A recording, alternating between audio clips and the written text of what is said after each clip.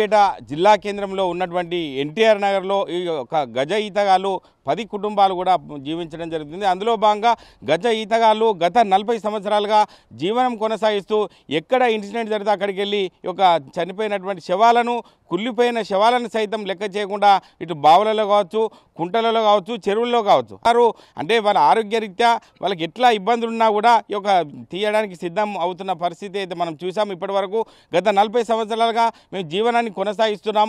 మాకు ఎటువంటి ప్రభుత్వం నుంచి ఎటువంటి సాయం లేదు. ఇప్పటికైనా ప్రభుత్వ అధికారులు స్పందించి మాకు న్యాయం చేసే విధంగా చూడాలని చెప్పి గజయితాలు మొరపెట్టుకున్న ప్రభుత్వ అధికారులు కావచ్చు, సమయాన్ని బట్టి అంటే చెరువుల్లో పడిన సందర్భాలను బట్టి పోలీసులు ఫోన్ చేసి సమాచారం ఇస్తే వెళ్ళడం జరుగుతుంది.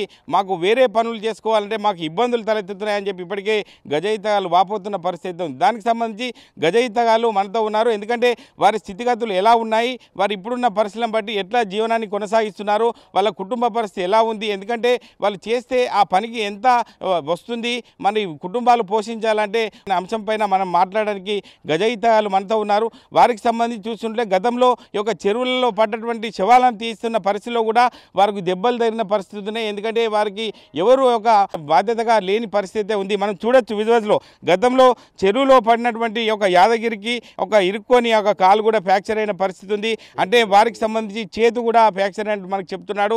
దానికి సంబంధించి ఎవరు కూడా దిశానిర్దేశం చేయకుండా వాళ్ళని ఆదుకునే పరిస్థితి లేదు, వాళ్ళు మనల్ని పట్టించుకునే నాదుడే లేదని చెప్పి వాళ్ళు కంటతడి పెట్టిన పరిస్థితి. ఎందుకంటే చాలని ఒక జీతాలతో ఆటోలు నడుపుకుంటూ కూడా జీవనాన్ని కొనసాగిస్తున్న పరిస్థితి ఉంది. దానికి సంబంధించి యాదగిరి ఉన్నారు. గతంలో వీరందరూ కూడా ఒక దిశానిర్దేశం చేస్తూ ముందుకెళ్తున్నప్పుడు యాదగిరిని అడిగి తెలుసుకుందాం. చెప్పండి యాదగిరి, అంటే గతంలో ఎన్నో శవాలను కూడా బయటకు తీసిన పరిస్థితి ఉంది. ఎట్లా ఉంది మీ కుటుంబ పరిస్థితి, ఎలా ఉంది, ఎట్లా ముందుకెళ్తున్నారు? ఆరోగ్యం మంచిగా లేకున్నా కానీ అన్నీ మా బాపు ఫస్ట్ పోయిండు, గిట్లనే చూడడానికి నేను పోయినా సార్. పోయిన తర్వాత అట్లే నేను 10 సంవత్సరాల నుండి మా బాపు పక్కకు జరిగిండు. నేను అప్పటిసుంది ఎక్కడ ఏదైనా కానీ నేనే తీసుడు, నేనే చేసుడు. ఇగో వీళ్ళని అందరినీ ఒక టీం తయారు చేసేసి ఇది చేసిన. ఏ గవర్నమెంట్ పట్టించుకోలే, ఏది పట్టించుకోలే. వాళ్ళ అవసరం ఉన్నంత వాటికే పిలుచుకుంటుర్రు, ఇది చేస్తుర్రు. ఊపది ఇదే అదే అని చెప్పి అని అంటే ఎవరు పట్టించుకోలేదు. అప్పుడు సంగారెడ్డి పోయి ఇచ్చిన హరీష్ రావు గారికి, జాయింట్ కలెక్టర్ గారికి, సుమతి మేడంకు చేస్తే సుమతి మేడము నెలకు 5,000 పింఛన్ ద్వారా వేసింది. ఇప్పుడు ఇక్కడ పోలీస్ స్టేషన్ కాగానే ఇలా పేరు చేంజ్ చేసిర్రు. అంటే ఆడికి పోయి ఫైల్ తీసుకురా అది ఇది అని చెప్పారు. ఇట్లా అన్నీ ఏదన్నా అవసరం ఉండి మనం ఏ పని ఉన్నా కానీ ఆ పని మీదకే ఫోన్ చేయగానే టక్కున వచ్చేసుడు. వచ్చే వరకల్లా ఇది అయిపోద్ది, అక్కడ ఆ పని మీద అది క్యాన్సల్ అయిపోతుంది. ఓకే, అంటే శవాలను బయటికి తీయాలంటే చెరువులు కావచ్చు చాలా పెద్దగా ఉంటాయి. మరి అంతా వెతకాలంటే కూడా ఆక్సిజన్ కిట్లు ఉండాలి, ఇవన్నీ సంబంధించిన సామాగ్రి ఉండాలి. ఆ విషయంలో ఏం కోరుకుంటావు ప్రభుత్వాన్ని? అదే ఈ ఆక్సిజన్ కావాలి సార్, మాకు ఒకటి వెహికల్ కావాలి, మా గుర్తింపు అనేది ఒకటి సర్టిఫికెట్ లాగా ఇది ఉండాలి, ఇవ్వాలని కోరుకుంటున్నాం. అట్లా మాకు మనీ లోపలికి పోతే ఎన్నో ప్రమాదాలు ఉంటాయి. చెట్లు బిట్లు, చీచొక్కలు, బీచొక్కలు, ఇక అవి చెప్పలేం సార్. మీదికి చూస్తేనేమో గింత మంచి కనబడుతుంది చెరువు, లోపల దిగితే అందులో కనబడుతుంది. గతంలో నాకు కాలు ఇరిగింది, పోతాడనేమో చేతు ఇది అయిపోయింది. ఇవన్నీ ఇది వీళ్ళ మట్టుకు వీళ్ళు వాడుకుంటారు, అంతే ఇది చేస్తామని చెప్పేసి సార్ కూడా చెప్పిండు, మొత్తం మీకు కటా పైననే పెట్టిపిస్తానని. ఇప్పుడు సారు పక్కకు జరిగిపోయిండు. ఇప్పుడు ఈగనైనా ప్రభుత్వం పట్టించుకొని ఏదైనా న్యాయం చేయాలని కోరుతున్నాం. చెప్పండి రాజేంద్ర, అంటే ఇన్సిడెంట్ జరిగినప్పుడే మీరు గుర్తొస్తారు. ఎందుకంటే ఎటువంటి విపత్కర పరిస్థితులైనా కూడా గజయితాలను కూడా ప్రాముఖ్యత ఉంటుంది. అంటే చెరువులో బావిలో పడినప్పుడే మీరు గుర్తొస్తారు. మిగతా సమయంలో మిమ్మల్ని పట్టించుకుంటే నాదుడే కరువాడు. కాబట్టి అడ్వైస్ విషయంలో ప్రభుత్వాలకు ఏం చెప్తారు, అంటే జిల్లా ప్రజలకి మీరు ఏం చెప్తారు ఆ విషయంలో? మమ్మల్ని గుర్తించాలి. మాకు ఇప్పటి వరకు మాకు గుర్తింపు అనేది లేదు. మేము గత 40 సంవత్సరాల నుంచి ఫస్ట్ మా తాత చేసిండు, దాని తర్వాత మా నాన్న చేసిండు. అయితే మా నాన్న ఇట్లనే ఒక ఇన్సిడెంట్ జరిగితే అక్కడికి వెళ్ళిండు, బాగుండే. అదే తెట్ట ఉంటుంది కదా చుట్టూ, అయితే అలా ఒక హోల్ ఉండే ఒక సొరకలాగా ఉంటే అలా కాలు ఇరికింది. కాలు ఇరికితే అలా కాలు కూడా ఫ్రాక్చర్ అయింది. ఇక అప్పటి నుంచి ఇక మేమే ఇక నేను మా బాబాయ్లకి ఇట్లా వెళ్ళి తీయడం జరుగుతుంది. అయితే మా నాన్నకి హెల్త్ కూడా ఇప్పుడు సహకరిస్తలేదు. అప్పుడు ఒక్కడే వెళ్ళి తీస్తుండే, మా తాత తర్వాత మా నాన్ననే వెళ్ళి తీస్తుండే. ఇక అప్పటి నుంచి మా నాన్నకి చేతు డ్యామేజ్ అయిపోయింది, కాలు ఫ్రాక్చర్ అయిపోయింది. ఇక అప్పటి నుంచి మేము కూడా కొంచెం దూరమే ఉంచుతున్నాం. ఎందుకంటే మళ్ళీ ప్రమాదశాత్తు మాకు కూడా ఏమన్నా జరుగుతుంది కదా, కాళ్ళు ఇట్లా ఇక చేతులు ఆడాలి కాళ్ళు ఆడాలి కదా అన్న.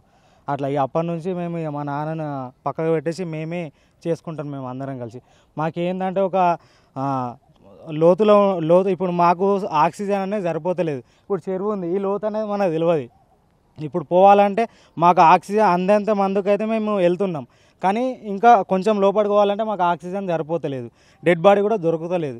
అయితే మాకు ఏంటంటే ఆక్సిజన్ కిట్ ఉంటే మాకు దానివల్ల మేము వెళ్ళి ప్రాణాలతోనైనా తీస్తాం, లేకుంటే వాళ్ళైనా డెడ్ బాడీనైనా సరే తీయడానికి మాకు యూజ్ అవుతుంది. మళ్ళీ ఇంకోటి ఏంటంటే ఎటైనా వెళ్ళినా కూడా మాకు చాలా ఇబ్బంది అవుతుంది. ఎటైనా ఫంక్షన్స్కి వెళ్తున్నాం, లేకపోతే మేమే ఏదైనా పని చేయడానికి వెళ్ళినా కూడా మాకు ఫోన్ కాల్స్ వస్తాయి. తక్షణమే మాకు ఇన్సిడెంట్ జరిగినా కూడా ఫోన్ కాల్స్ వస్తూనే ఉంటాయి. ఈ ఆడ పని మధ్యలో ఇచ్చిపెట్టి వస్తే ఆడ మాకు పైసలు ఏం రావు, ఇటు వస్తే ఇటు ఏముండేది. మేము ఎవరిని కూడా మేము బలవంతంగా పైసలు ఇవ్వాలి అది అని ఇట్లా ఏముండేది. వాళ్ళ ఇష్టంతో ఇస్తే తీసుకుంటాం, లేకపోతే మేము ఒక సేవ లాగానే ఇవి మేము చేస్తున్నాం. కాకుండా ఏంటంటే గవర్నమెంట్ తరఫున ఒక ఉపాధి లాగుంటే మాకు కూడా ఒక బెనిఫిట్ ఉంటుంది. ఇక మొత్తం సపరేట్గా ఇటే ఉంటాం, ఇక మొత్తం ఇటే స్థిరపడిపోతాం. ఇక అటు ఎల్లుడు అనేది ఉండదు ఇక. ఓకే, అంటే ఇన్సిడెంట్ జరిగినప్పుడు మీకు ఫోన్ చేస్తున్నారు, మీరు వస్తున్నారు, మిగతా సమయాలలో మీరు ఏం చేస్తున్నారు అసలు?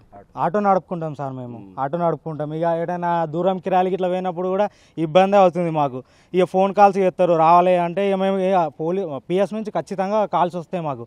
వచ్చుంటేనే తక్షణమే స్పాట్లో ఆడ కిరాయి ఉండకపోయినా వేరే వాళ్ళకి అప్పచెప్పేసి వెళ్ళిపోవడం అవుతుంది. అట్లా మాకు ఒక ఉపాధి లాగా ఉంటే, గవర్నమెంట్ తరఫున మాకు ఒక ఉపాధి లాగా ఉంటే మేము ఇటే ఇక ఉంటామని కోరుకుంటున్నాం సార్. గత ప్రభుత్వాన్ని కూడా అడిగినాం, మా నాన్నకి ఇట్లా అడిగిండు, ఇక జర పట్టించుకోలేదు ఎవరు. ఈ ప్రభుత్వం అయినా మమ్మల్ని ఆదుకుంటారని కోరుకుంటున్నాం సార్. ఓకే, అంటే ఇది పరిస్థితి. చెప్పండి నాగరాజ్, అంటే మీరు కూడా చాలా రోజుల నుంచి కూడా ఇక గజయితానిగా పనిచేస్తున్నారు. అంటే మీరు చూస్తున్న సందర్భాలను పట్టిస్తుంటే ఎటువంటి సందర్భాలు ఎదుర్కొన్నారు మీరు? ఎందుకంటే దెబ్బలు తాకచ్చు, ఓలోలు చెరలో పడ్డ మీ కాళ్ళు ఇరుక్కోవడం కానీ ఇవన్నీ ఇన్సిడెంట్ జరుగుతున్నాయి. కాబట్టి ఎవరు కూడా మీకు ఒక భద్రత అనేది లేకపోయింది. కాబట్టి ఏం చెప్తారు ఆ విషయంలో ప్రభుత్వానికి? మాకు చివరిగా కావాలంటే మాకు ఫస్ట్ ఒక ఆక్సిజన్ కిట్టు, ఒక వెహికల్, సేఫ్టీ జాకెట్స్, మాకు కనీసం నెలకు ఉపాధి లాగా కొంచెం ఎంతైనా కొంచెం. మేము ఆటోలు నడుపుకుంటాం సార్. ఇప్పుడు ఆటోలు నడుపుకుంటే ఇప్పుడు ఈ మహిళా ఫ్రీ బస్ అని ఉన్నది. ఇప్పుడు ఆటోలు కూడా సరిగా నడుస్తలేవు. కొట్టినాడు కొడుతున్నాం, కొట్టనాడు కొడతలేము. కొడితే రోజు 200, 300. పిల్లల ఫీజులు ఏం కడతాము, భార్య పిల్లల్ని ఎలా పోషిస్తాం? మాకు చివరిగా కోరుకునేది ఈ ప్రభుత్వం నుండి అయినా కానీ మాకు ఒక ఉపాధి హామీలాగా నెలకు ఇంత మా జీవనోభివృద్ధి కోసం ఎంతో కొంత సాయం చేయాలి. ఈ లాస్ట్ చివరిగా చెప్పేది ఏంటంటే మాకు ఒక వెహికల్ కావాలి. దూర ప్రాంతాలకు వెళ్ళడానికి ఇబ్బంది అవుతుంది. స్పాట్లో ఫోన్ చేస్తారు పిఎస్ వాళ్ళు, అప్పుడు మేము ఎక్కడనో ఉంటున్నాం. అట్లా మాకు తొందరగా వెళ్ళడానికి ఒక వెహికల్, ఈ సేఫ్టీ జాకెట్స్, ఈ ఆక్సిజన్ సిలిండర్, ఈ ఆక్సిజన్ కిట్టు వీటికి కావాలి సార్. అంటే ఇన్సిడెంట్ జరిగినప్పుడే గజయితాలు గుర్తొస్తున్నారు, మరి మిగతా సమయంలో ఎందుకు పట్టించుకోవట్లేదని చెప్పి ఇప్పటికైనా, అంటే మీరు చేసే సేవ చాలా గొప్పది. ఎందుకంటే కుళ్ళిపోయిన శవాలను తీయడం వల్ల మీకు కూడా చర్మవ్యాధులు రావచ్చు, రోగాల బారిన పడే అవకాశం ఉంటుంది. కాబట్టి ఆ విషయంలో మళ్ళీ ఏం చెప్తారు ఆ విషయంలో? ఆ విషయంలో అంటే సార్, మొన్న కోవిడ్ టైంలో రంగనాయక సాగర్లో పడ్డారు సార్. మొత్తం ఆ బాడీ ఎప్పుడో కుళ్ళిపోయింది, మొత్తం పురుగులు పట్టింది. ఆ బాడీని ముట్టుకుందామంటే అంత ఆయిల్ అంతా సమర్గా అంటుకుంటుంది, పురుగులు పడ్డాయి. ఆ బాడీ స్టమక్ పగిలిపోయింది, అంత పురుగులు గలీజ్గా ఉన్నది. దాన్ని కూడా కోవిడ్ టైంలో తీసినాం. అప్పుడు కూడా అన్ఎక్స్పెక్టెడ్గా మాకు కూడా కోవిడ్ వచ్చేసింది సార్. వచ్చినా కానీ హాస్పిటల్లోనే ఉన్నాం, మంచిగా క్యూర్ అయిపోయినాం సార్. ఇప్పటికైతే మేము ఇట్లా ఉన్నాం సార్. అంటే కిట్టు చెప్పండి, ఎందుకంటే చూస్తుంటే ఇప్పుడు కుమరి చెరువు చూద్దాం ఎగ్జాంపుల్గా. ఎందుకంటే ఇంత వైశాల్యంగా ఉంది, పెద్దగా ఉంది. ఇందులో పడ్డ శవాలను తీయాలంటే కూడా ఎక్కడుంది దరి అనేది మీకు తెలియదు. ఆక్సిజన్ కిట్ లేకపోవడము, ఈ యొక్క వాహనం లేకపోవడం అనేది చాలా ప్రధానంగా ఆరోపిస్తున్నారు. మీరేం చెప్తారు ఆ విషయంలో? మాకు ఎక్కడికి వెళ్ళినా కానీ మేము కార్ కిరాయి కట్టుకుని 3000 రూపాయలు కార్ కిరాయి ఇవ్వడం జరుగుతుంది. మాకు పోనీకి ఇట్లా టైం ఉండలేదు. మేము ఆటోలు కిరాయి లాంగ్ పోతాం, రామన్పేట ఇట్లా అని మెదక్ దాకా పోతాం కిరాయిలకు.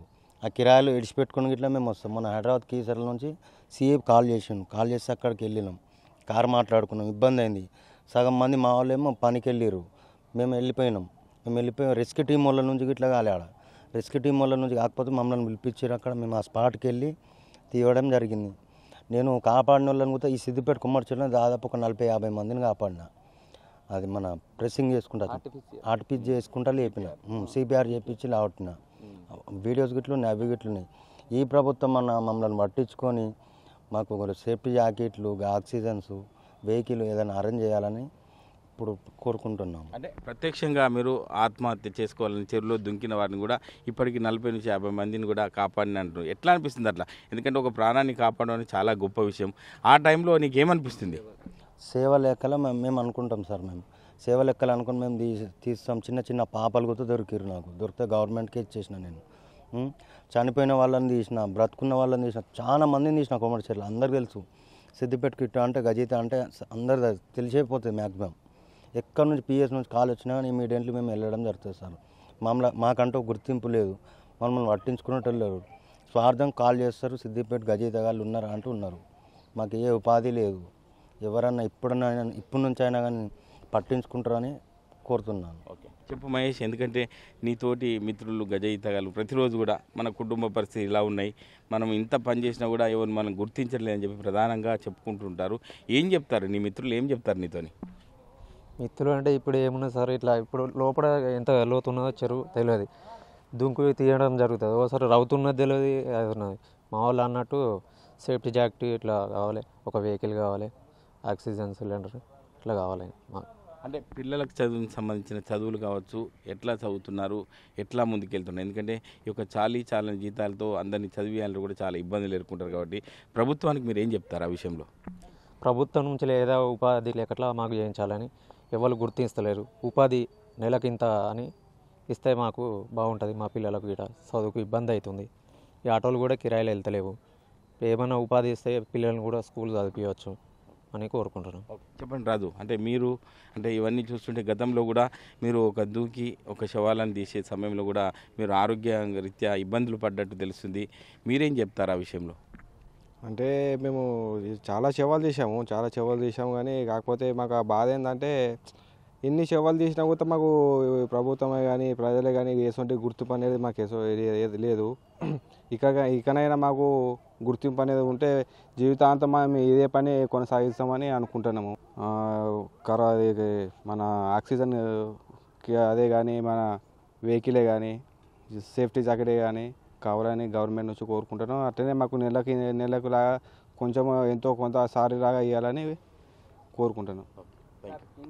అంటే ఎవరిని కదిలించినా కూడా ప్రతి ఒక్క గజయితగాడు తను కోరుకునేది, నేను పని చేస్తే నాకు సార్థకత ఉండాలి, భవిష్యత్తులో నా పిల్లలను పోషించుకోవాలంటే, ముందుకెళ్ళాలంటే మాకు ఏదో కనీస వేతనాన్ని ఇచ్చుకుంటూ మాకు ఆక్సిజన్ కిట్లు కావచ్చు సంబంధించిన ఈ యొక్క వెహికల్ను అరేంజ్ చేస్తే మేము భవిష్యత్తులో ఎటువంటి ఇబ్బందులు వచ్చినా ఈ జిల్లాలో కావచ్చు రాష్ట్రంలో ఎక్కడైనా రెస్క్యూ టీంలు పిలిపించుకున్న పరిస్థితి చూసాం.